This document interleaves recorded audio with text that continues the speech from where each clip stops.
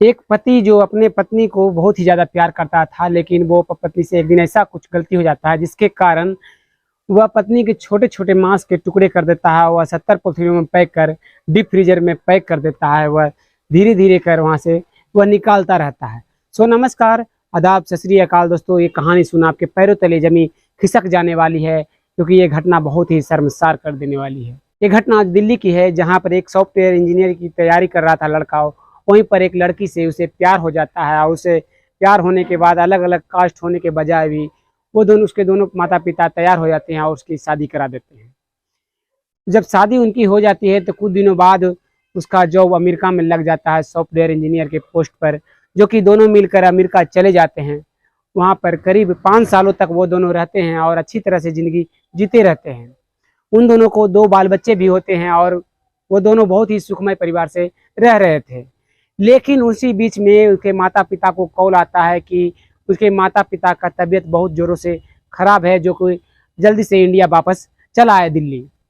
जो कि उसके जो पत्नी थी वह कहती है कि जल्दी माता पिता के पास चलो, और यहाँ पर वहीं पर इंडिया में ही कहीं देखेंगे जॉब।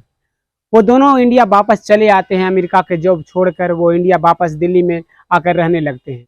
जॉब की तलाश करते ही करते वह कलकत्ता से उसे जॉब की ऑफर मिलता है, जिस कारण वह कलकत्ता चले जाते हैं। उनकी पत्नी दिल्ली में ही अपने सास ससुर का देखभाल करती हुई रहती है, और उसका पति जो कि कलकत्ता चला जाता है।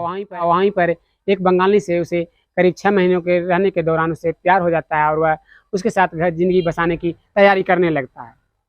लेकिन ऐसे ही दिन गुजरते जा रहे थे। पत्नी को हल्का फुल्का शक होता है। उसे लगता है कि उसके पति जो कि किसी और के साथ रिलेशन में जुट रहे हैं। वह थाने जाता है और सीधे पुलिस को लेकर वह वहाँ पर कोलकाता पहुंचकर अपने पति के खिलाफ रिपोर्ट लिखवा देता है। जब वहाँ पर पहुँचता है तो वह देखती है कि उसका पति एक किसी और महिला के साथ शारीरिक संबंध बना रही है। जब ये सब चीज़ें देखता है तो वह वापस अपने पति को ले वहाँ चला आता है और कहता है कि तुम अब दोबारा यहाँ से चले गए तो मैं तुम्हें छोड़ूंगी नहीं। इस तरह की बातें कहता है तो वह पति कहता है कि मैं नहीं जाऊँगा। पुलिस तरफ से की तरफ से भी उस व्यक्ति पर बहुत ही दबाव होने के कारण वह वापस कलकत्ता नहीं जाता है। वह व्यक्ति फिर से बेरोजगार हो चुका था। वह फिर से इंडिया में ही कहीं तलाश कर रहा था कि काम कहीं उसे मिल जाए। तभी उसे फिर से मनाली में उसे काम मिल जाता है। वह मनाली जाता है और जो कि अपनी पत्नी को इस बार लेकर जाता है।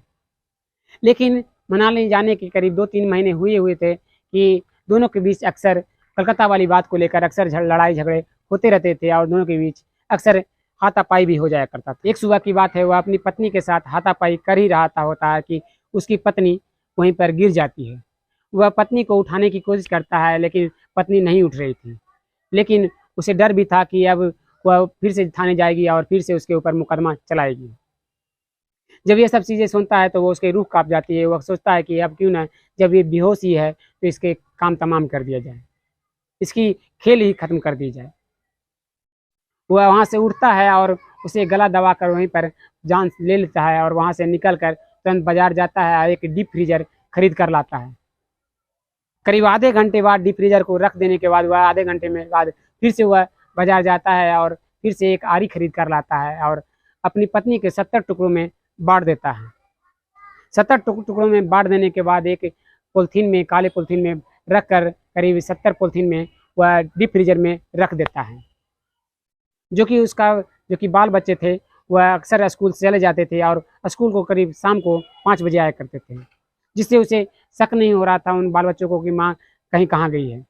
वह अपने बाल बच्चों को कहा करता था कि उसकी माँ कहीं घूमने गई है, वो जल्द ही चली आएगी। ऐसे ही दिन गुजरते जा रहे थे। वह अपने बच्चों के साथ अक्सर बाज़ार जाता और कहीं दूर जंगलों में जाकर वह उस एक पॉलिथीन या 2 पॉलिथीन को हर बार फेंक दिया करता था। एक दिन सुबह उस व्यक्ति का साला जो कि आता है और अपनी बहन के बारे में पूछना शुरू करता है कि बहन के बारे में कुछ पता चला या नहीं। जो कि चलिए थाने में जाकर हम पता करेंगे कि आखिर मेरी बहन को क्यों वो पता नहीं कर पा रहे हैं। तो बहनोई कहता है कि ठीक है, मैं अभी बाथरूम से जाता हूँ और नहा कर धोकर आता हूँ। बहनोई बाथरूम जाता है, और बाथरूम जाने के बाद तुरंत बाद ही कुछ देर में ही उसके साले के मोबाइल पर एक मैसेज आता है कि उस मैसेज में लिखा होता है कि भाई तुम मुझे मत ढूंढना, जो कि मैं अपने मन से किसी और के साथ चली आई हूँ। भाई सोच में पड़ जाता है कि इसे 2 महीने हो चुके हैं, उसके बाद ये मैसेज आखिर क्यों भेजी। बहुत तरह के सवाल उसके मन में भड़क रहे थे, और लेकिन वह कोई का किसी का वो उसके पास जवाब नहीं था।